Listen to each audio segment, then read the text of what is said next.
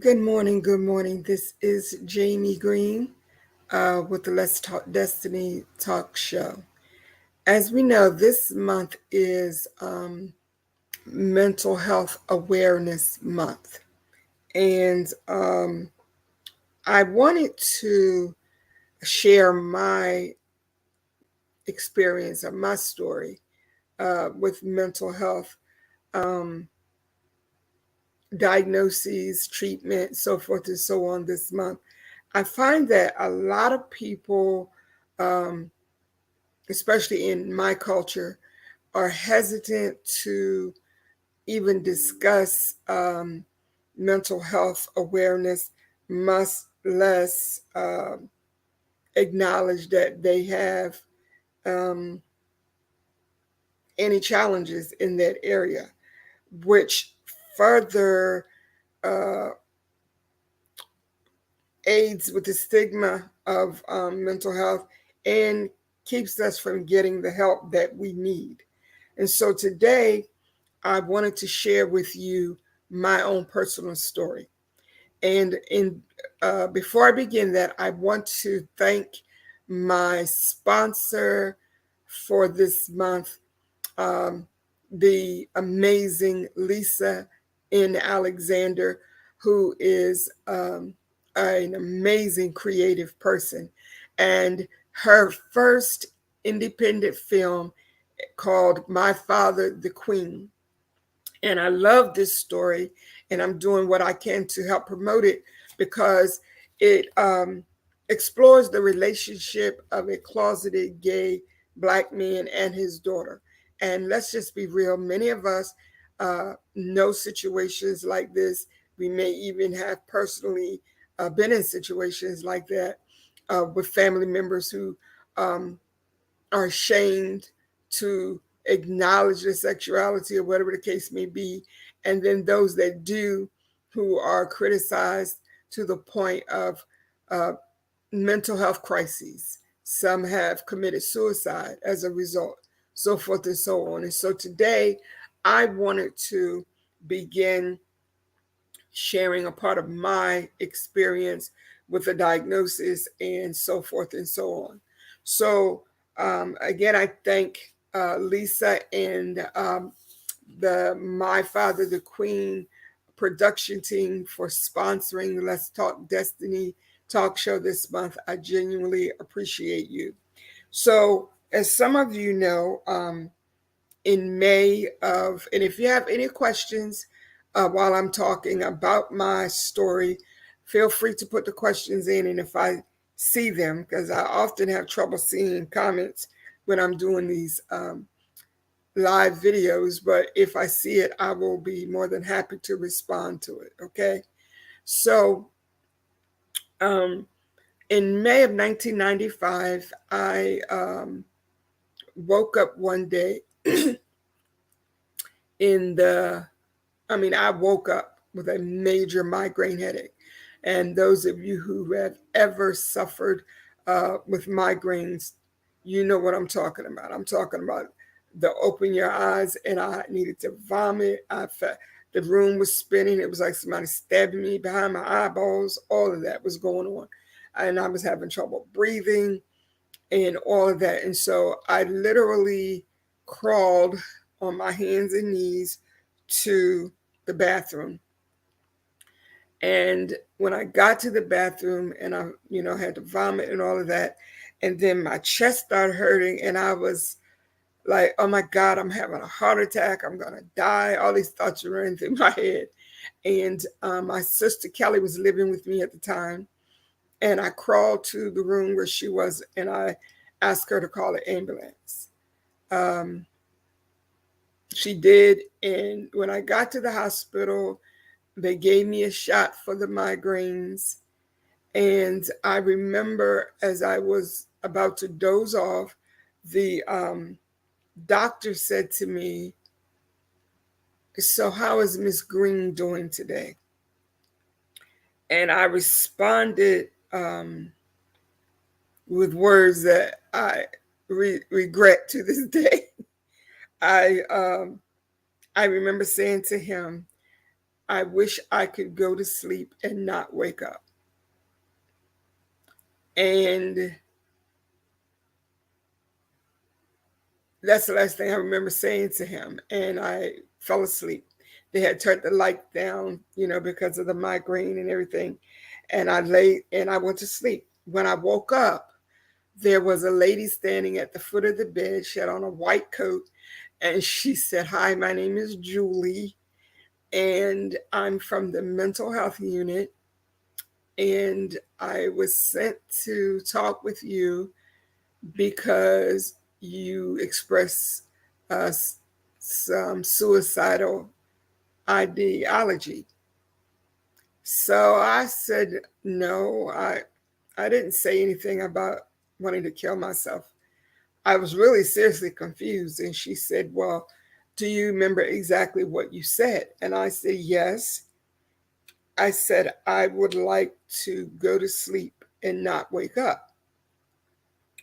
She said to me, she said, "Okay, even if you don't think that you want to die, the fact that you would say that says that there are some stressors in your life that need to be addressed.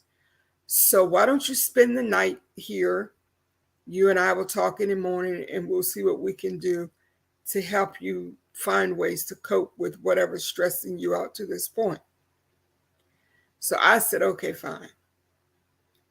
Now, those of you who have ever been admitted to the psychiatric ward, or anyone who's been admitted, you understand that you can't just spend the night. There is a minimum of 72 hours that you have to be on what they call a hold, psychiatric hold, for 72 hours. I forgot the proper name, but she didn't tell me that part. So anyway, that's how I ended up in a mental health unit. And I was thinking about, I never in my life thought I would be a patient in a mental health unit. But as time went on, and even while I was there getting treatment, after I started seeing my therapist and the psychiatrist after discharge, I realized I was headed there for years without even realizing it, because a lot of the trauma of my childhood, including molestation, and some other things, put me in a space mentally where I was pretending to be what I was told to be versus being who I really was, being honest about what I was feeling, expressing the pain that I was feeling, the loneliness, the abandonment, the rejection. The genesis of my mental health issues stem from abandonment and rejection. And so these were things I carried for years and years and years, because I was not admitted to the hospital until I was in my early 30s. And all of these things have been happening since childhood. So I said that to say, sometimes you can look at a person and you see what you want to see. You see what they project to you. And this is why sometimes when people end up committing suicide, having mental breakdowns, nervous breakdowns, whatever the case may be, people are shocked because they're like, "Oh my God."